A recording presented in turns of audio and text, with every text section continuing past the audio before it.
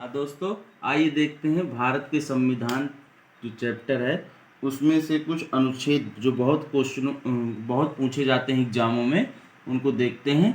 Video में आगे बढ़ने से पहले चैनल को सब्सक्राइब करें, लाइक करें और अपने दोस्तों को जरूर भेजें। संविधान के किस अनुच्छेद में उपराष्ट्रपति पद का प्रावधान किया गया? तो उपराष्ट्रपति पद का प्रावधान है अनुच्छेद 63। तो अनुच्छेद 52 में क्या है? अनुच्छेद 52 में है भारत का एक राष्ट्रपति होगा। अब एक ही क्वेश्चन में 4 ऑप्शन है, चारों को जो है बताए दे रहे हैं, जिससे आपको 4 क्वेश्चन तैयार हो जाएंगे। अनुच्छेद 53 में है भारत संघ की कार्यवाही शक्ति राष्ट्रपति पर निहित होगी, जो इसका प्रयोग सीधे या अपने अधीनस्थ अधिकारियों के माध्यम से करा सकता है। ठीक, अनुच्छेद 53 हो गया। अनुच्छेद 76 भारत का एक अटॉर्नी जनरल होगा। ठीक, भारत का एक महान्यायवादी, जिसको क्या कहते हैं? अटॉर्नी जनरल भी कहा जाता है। नेक्स्ट है, संविधान का कौन सा अनुच्छेद मंत्रिपरिषद के गठन के बारे में आधारभूत नियम निर्धारित करता है? तो आधारभूत नियम निर्धारित करता है अनुच्छेद 75। तो अनुच्छेद 26 में क्या है? अनुच्छेद 26 में है भारतीय संविधान में धार्मिक कार्यों के प्रबंधन की स्वतंत्रता से संबंधित है। ठीक, अनुच्छेद 32 ये क्या है? भारतीय संविधान में संवैधानिक उपचारों की क्या है? रिट है। इसको बाबा साहब अम्बेडकर ने क्या बोला था?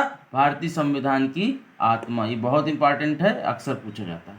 अनुच्छेद 356, अनुच्छेद 356 क्या है? राज्य में राष्ट्रपति शासन। ठीक है, तो 4 क्वेश्चन तैयार हो गए। भारत के महान्यायवादी की नियुक्ति से संबंधित अनुच्छेद कौन सा है? महान्यायवादी यहां पर मैंने बताया था अनुच्छेद 76, तो ये क्वेश्चन भी आ गया। अनुच्छेद 76, 53, 63 और 79। तो ये 53 और 63 हो चुके हैं। अनुच्छेद 79, अनुच्छेद 79 क्या है? संसद का गठन। अनुच्छेद 79 संसद का गठन। नेक्स्ट है, राष्ट्रपति संविधान के किस अनुच्छेद के अंतर्गत लोकसभा को भंग कर सकता है? तो राष्ट्रपति लोकसभा को अनुच्छेद 85 के अंतर्गत भंग कर सकता है। फिर अनुच्छेद 95 में क्या है? ये तो होगा इस क्वेश्चन का आंसर। अब हम तीनों जो है BCD, ये इसमें क्या होगा ये भी बता दे रहे हैं। अनुच्छेद 95, तो अनुच्छेद 95 में है लोकसभा या लोकसभा के अध्यक्ष के रूप में कार्य करने या कर्तव्यों का पालन करने के लिए नियुक्त उपाध्यक्ष या अन्य व्यक्ति को शक्ति। मतलब लोकसभा का अध्यक्ष मान लो किसी कारणवश उसकी तबीयत खराब हो जाए, कुछ हो जाए, तो उसकी अध्यक्षता को लोकसभा कौन करेगा? उसका उपाध्यक्ष करेगा। अब लोकसभा अध्यक्ष और उपाध्यक्ष दोनों किसी कारणवश उपस्थित नहीं है, तो जो सांसद सदस्यगण होंगे उनमें जो सबसे सीनियर व्यक्ति होगा उसको ये अनुच्छेद 95 लोकसभा के अध्यक्षता करने की शक्ति प्रदान करता है। इसके बाद है अनुच्छेद 356। 356 क्या कह रहा है? ये कह रहा है किसी राज्य में राष्ट्रपति शासन। यदि कोई राज्य सरकारी कार्य करने में असफल हो जाए या वहां पर कोई अव्यवस्था हो, तो राष्ट्रपति को पूर्ण अधिकार है वहां पर राष्ट्रपति शासन लगाने के लिए। अनुच्छेद 365 क्या कह रहा है? यदि कोई राज्य संघ द्वारा दिए गए निर्देशों का पालन नहीं करता है, तो राष्ट्रपति को यह घोषित करने का अधिकार है कि राज्य सरकार संविधान के अनुसार कार्य नहीं कर रही। ठीक है, चारों ऑप्शन क्लियर हो गए ना? ठीक, अगला है, संविधान के किस अनुच्छेद के द्वारा संसद की संयुक्त बैठक का प्रावधान किया गया है? तो किस अनुच्छेद? अनुच्छेद 108। संसद की संयुक्त बैठक अनुच्छेद 108। ठीक है, बहुत आता है क्वेश्चन। अनुच्छेद 108 संसद की संयुक्त बैठक। इसके बाद अनुच्छेद 106, तो अनुच्छेद 106 कह रहा है संसद को संसद सदस्यों का वेतन और भत्ते विनियमित करने का अधिकार। 106 क्या कह रहा है? संसद सदस्यों के वेतन भत्तों से संबंधित। ठीक है, इसके बाद अनुच्छेद 110 क्या कह रहा है? अनुच्छेद संसद द्वारा धन विधेयक। ठीक है। उसके बाद क्या कह रहा है 112 संविधान का अनुच्छेद 112 बजट से संबंधित है। किससे संबंधित है? बजट से संबंधित है। 112 के तहत प्रतिवर्ष सरकार संसद के एनुअल वित्तीय विवरण पेश करती है। ठीक है। इसके बाद है धन विधेयक। नेक्स्ट क्वेश्चन है धन विधेयक भारतीय संविधान के किस अनुच्छेद में परिभाषित किया गया है? तो धन विधेयक किस में है?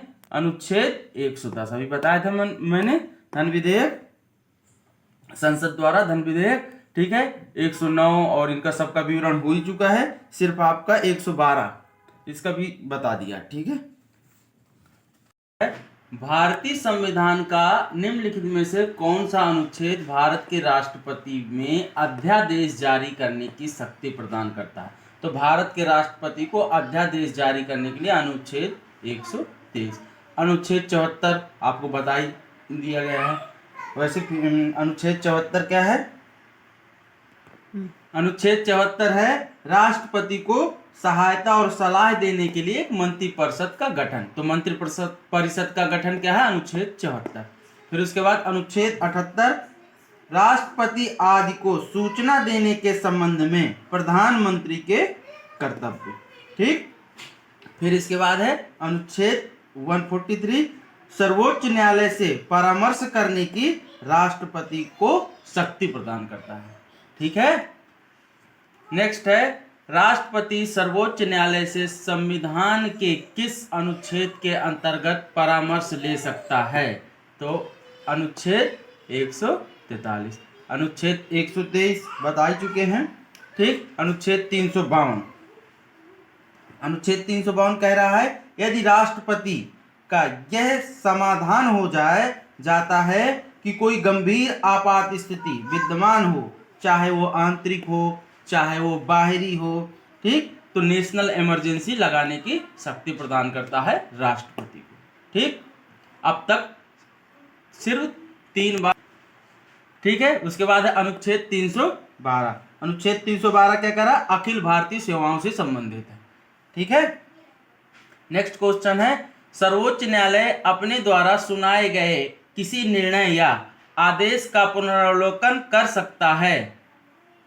यह व्यवस्था संविधान के किस अनुच्छेद में उपबंधित है? तो अनुच्छेद 137। ठीक है। तो अनुच्छेद 138 क्या कह रहा है? 138 कह रहा है सर्वोच्च न्यायालय के अधिकार क्षेत्र का विस्तार करने हेतु महत्वपूर्ण तंत्र। इसके बाद क्या करा? अनुच्छेद 139। अनुच्छेद 139 में कहा गया है संसद विधि द्वारा सर्वोच्च न्यायालय को अनुच्छेद 32(2) में उल्लेखित उद्देश्यों के अलावा किसी अन्य उद्देश्यों के लिए निर्देश देने का शक्ति प्रदान करता है, पावर प्रदान करता है। ठीक है। अनुच्छेद 123 हो चुका है। फिर नेक्स्ट है ग्राम पंचायतों का संगठन किस अनुच्छेद के अंतर्गत आता है? तो ग्राम पंचायतों का संगठन अनुच्छेद 40 के अंतर्गत। तो अनुच्छेद 44 क्या कहता है?